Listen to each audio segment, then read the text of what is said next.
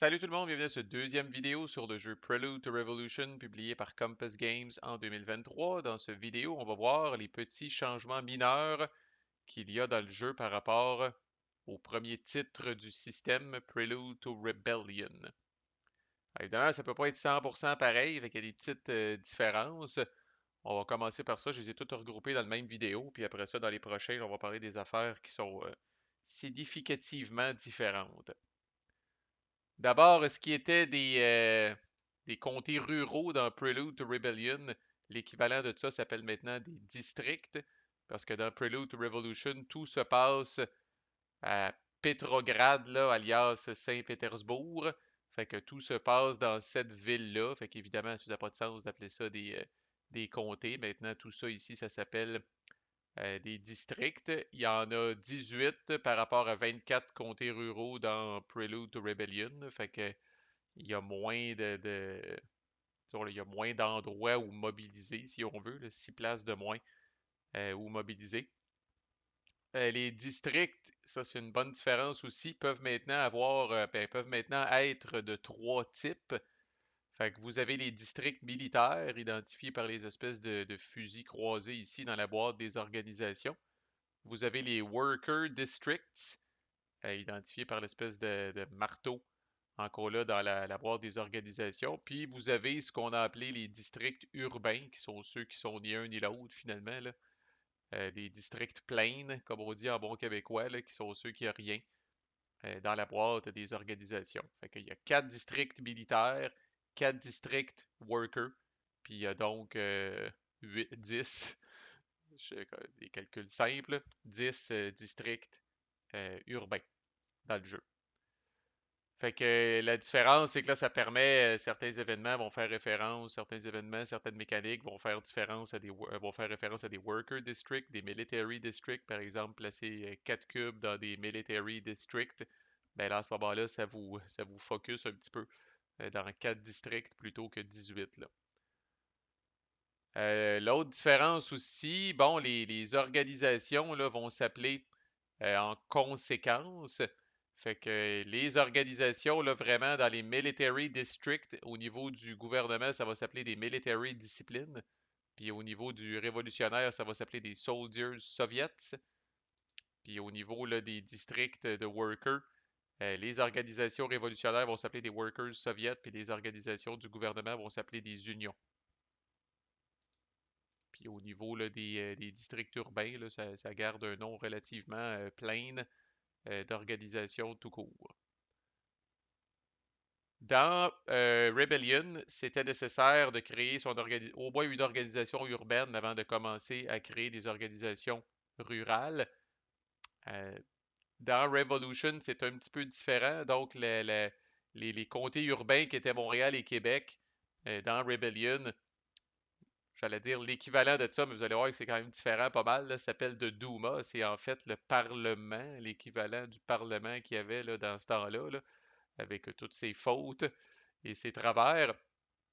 Mais n'empêche, un joueur pourrait, dès le départ, créer des organisations dans des districts urbains, il n'y a pas de problème. Il n'y a pas de prérequis pour faire ça. Par contre, comme on peut le voir par les petits symboles ici, avant de créer des organisations, autrement dit, avant de créer des military disciplines ou des organisations dans les districts militaires, le gouvernement va devoir avoir créé son organisation pour les monarchistes. Et avant de créer des organisations dans des quartiers de worker, il va devoir avoir créé son organisation pour les libéraux qui sont ici, comme indiqué par les symboles. Et pour les révolutionnaires, il y a une petite asymétrie là, avant de créer des organisations dans les deux types de districts spéciaux, si on veut, le worker et militaire, il va devoir avoir créé son organisation radicale dans la Douma.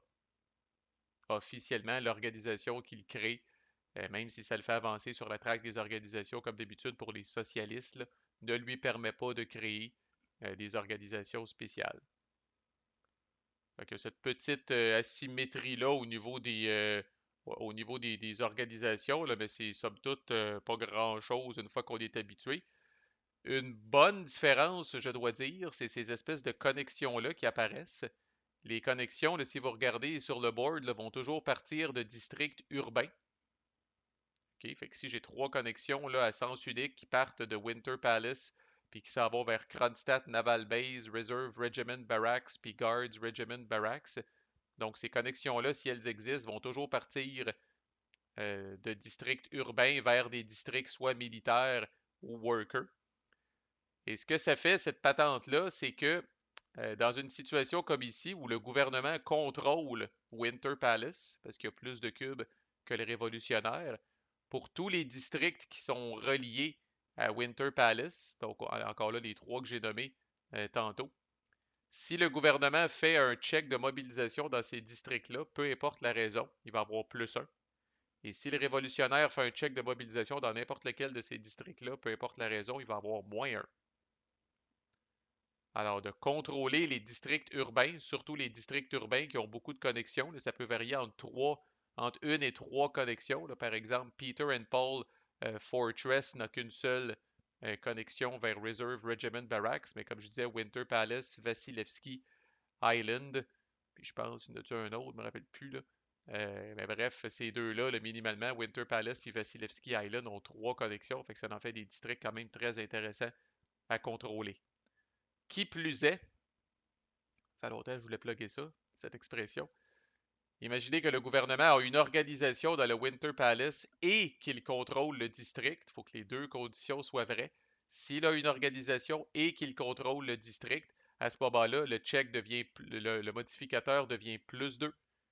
Le modificateur positif devient plus 2 et le modificateur négatif devient moins 2. Alors, ça commence à apparaître sur un check de mobilisation avec 3D, là, un plus 2 ou un moins 2, ça commence à apparaître en crise. Là. Fait que watchez-vous, comme on dit, là, quand votre adversaire commence à contrôler beaucoup de districts urbains et qui commence à avoir des organisations à l'intérieur, ça peut sérieusement là, vous nuire et l'aider quand vient le temps là, de faire des checks de mobilisation. Évidemment, les checks de mobilisation, la majorité du temps, ça va être le check pour créer une organisation, mais comme vous le savez, il peut y en avoir d'autres via des cartes des fois qui sont nécessaires. Bon, au niveau des scoring tracks ici, ben, la track des districts, c'est la même style d'affaires que la track des comtés ruraux dans Rebellion. La différence, une fois que cette track-là score, il n'y a plus de concept de fear of reprisal. Donc, quand la track des districts score, maintenant, les points qui sont ici s'en vont directement en points de victoire. Fait qu'à la limite, le scoring de la track des districts est simplifié. La track des organisations, c'est la même affaire. Les organisations dans la Douma valent plus cher, vont permettre de bouger le marqueur d'organisation de 2 cases dans votre direction, puis les organisations dans les districts d'une seule case. Autrement, c'est pareil. World Affairs est, est vraiment l'équivalent d'External Influence dans Rebellion, c'est-à-dire que c'est une track qui ne va bouger que via des événements ou des séquences dans le jeu qui sont scriptées. Là. Un joueur ne peut pas décider avec les points de sa carte là, de faire bouger ça intentionnellement. Autrement, c'est pas mal la même affaire. Et la Douma, on va le couvrir dans une vidéo à part parce que c'est quand même une bébite spéciale, c'est quand même une nouveauté pas mal. Fait que ça, je vais le couvrir dans une vidéo à part. Alright, what else? What else? Les points d'opportunité, évidemment, ça existe encore. L'opportunity pool, ça existe encore. Maintenant, les deux camps commencent avec 8 points d'opportunité et regagnent 8 points d'opportunité à chaque tour. Donc ça, c'est rendu symétrique. Contrairement à Rebellion où le Patriote pâtissait un petit peu et en recevait un petit peu moins. Ce n'est plus maintenant le joueur qui choisit qui commence. C'est le joueur qui tire de l'arrière au niveau des points de victoire. Je pas ça comme concept. Là. Dans Rebellion, c'est toujours le Patriote. Dans Revolution, c'est le joueur qui tire de l'arrière au niveau des points de victoire au début de chaque tour qui décide qui va être le premier joueur. Si le marqueur de points de victoire est à 0, comme c'est le cas au début de la game, là, c'est le révolutionnaire qui choisit. Fait que ça, c'est quand même pas pire. Un gros changement au niveau des cartes. Où est-ce? Un gros changement au niveau des cartes, c'est qu'il n'y a plus de deck générique. Alors, dans Rebellion, vous avez une partie de vos cartes qui viennent du deck actif, si on veut, là, relié à l'année en cours. Puis vous avez un certain nombre de cartes qui viennent d'un deck générique dans lequel, là, comme son drôle l'indique, qui contient des événements là, qui auraient pu arriver n'importe quand. Là. Alors ça, ça n'existe plus. Fait que maintenant, par exemple, là, dans les deux tours de Years of Turmoil, on a un deck de Years of Turmoil qui est plus gros finalement que le deck 1834 de Rebellion. Puis que vous êtes bon de passer l'année à travers ça. Les 7 cartes des joueurs, les cartes qui s'en vont dans l'Opportunity Pool vont toutes venir de ce deck-là. Fait qu'il n'y a plus de principe là, de combiner des cartes de deux decks différents, là.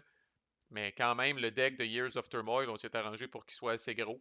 Fait qu'inquiétez-vous pas pour la variabilité, là, puis à la fin d'une game typique, là, il va toujours vous rester là, un certain nombre de cartes inutilisées dans chacun des decks. Là, fait que vous savez jamais nécessairement, là, malgré que les cartes proviennent toujours du même deck, là, vous savez jamais quelle carte va être là. Puis c'est un joueur qui connaît les cartes n'est pas si avantagé que ça. Et la dernière petite chose que j'aime beaucoup, je dois dire, on le voit ici avec la carte de Alexander Kerensky, certaines key events, surtout vers la fin de la game, vont avoir en haut à droite, à la place d'un scoring die spécifique, d'un dé de scoring spécifique, alors on voit c'est écrit All dans le cas d'Alexander Kerensky. Alors quand cette carte-là est jouée, le joueur qui joue la carte va rouler là, les 4 scoring dice. OK? Alors, quand on approche de la fin, là, puis que ça commence à brasser, là, le scoring s'accélère, puis ça, je trouve ça très intéressant. Là. Fait qu'il va les brasser dans l'ordre. Ici, de haut en bas, là, il va brasser le dé de district, après ça, le dé d'organisation, le dé de World Affairs, puis le dé de Duma. Si jamais il y a des tracks qui scorent entre-temps, ben, il prend une pause, il score la track, puis après ça, il continue à rouler les dés. Là.